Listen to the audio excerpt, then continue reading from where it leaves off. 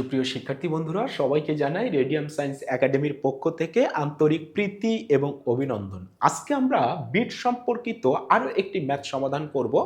ম্যাথটিতে বলে দেয়া আছে যে 512 হার্জ কম্পাঙ্কের কোনো সুর শলাকার সাথে একটি সুর প্রতি সেকেন্ডে 4টি বিট উৎপন্ন করে এবং 514 হার্জ কম্পাঙ্কের আরেকটি সুর শলাকার সাথে এই সুরটি প্রতি সেকেন্ডে 6টি বিট উৎপন্ন করে। বলে দেয়া আছে এই সুরটির কম্পাঙ্ক কত নির্ণয় করো।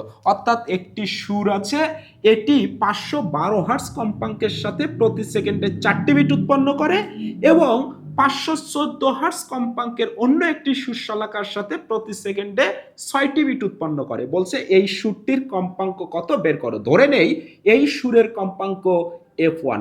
তাহলে আমরা শুরুতেই এই 512 হার্জ যেটা, এটাকে জানা ধরে ম্যাথ করি। তার মানে F2 এর মান আমরা ধরে নেই এটা 512 হার্জ। তাহলে বলো তো এই অজানা কম্পাঙ্ক যদি আমাদেরকে বের করতে বলে, তাহলে F1 is equal to F2 এর মান কত 512 প্লাস মাইনাস প্রতি সেকেন্ডে কয়টা বিট তৈরি করেছে 512 হার্জের সাথে 4টি, তাহলে এখানে হবে 4। তাহলে F1 এর মান হবে, যদি প্লাস নেই তাহলে 516 হার্জ, অথবা মাইনাস মান নিয়ে যদি ম্যাথ করি তাহলে হবে 508 হার্জ।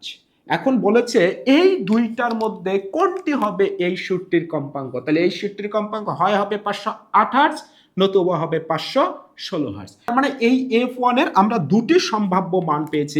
F1 এর মান হবে হচ্ছে 516 হার্জ, ওকে, নতুবা হবে F1 এর মান হবে 508 হার্জ। কিন্তু আমাদের আরেকটা কথা বলে দেয়া ছিল যে এই 514 হার্জ সুরশলাকার কম্পাঙ্কের সাথে এই সুরটা আবার প্রতি সেকেন্ডে 6টি বিট উৎপন্ন করে। তার মানে কম্পাঙ্কের পার্থক্য কত হতে হবে?